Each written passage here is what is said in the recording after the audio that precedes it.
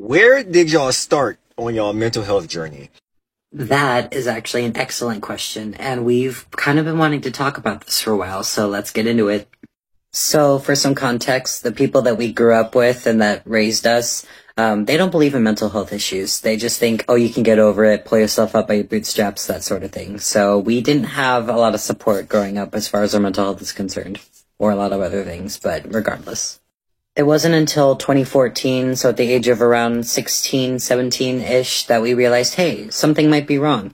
And what's funny is that we recently realized that back in middle school and in high school, 2 different times we tried telling our high school counselor, hey, we hear voices in our head.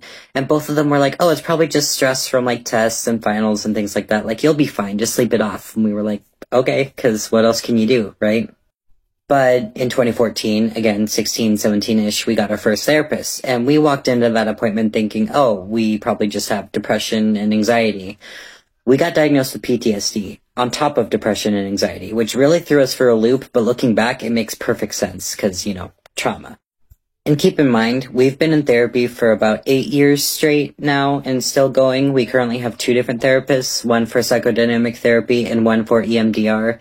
And we've been diagnosed with PTSD, complex PTSD, major depressive disorder, generalized anxiety disorder, dissociative identity disorder, bipolar depression, but then also double depression. I forget the technical term, but it's basically where like depression is your normal and then you hit really low lows and then you go back to your regular spicy depression.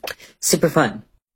So yeah, it's been interesting seeing where our mental health has taken us throughout the years, and especially since we've been in therapy for almost a decade now.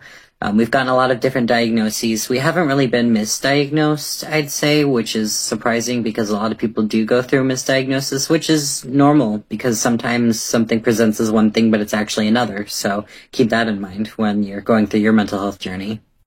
But yeah, we think that was a really good question. So yeah, hopefully you enjoyed this video.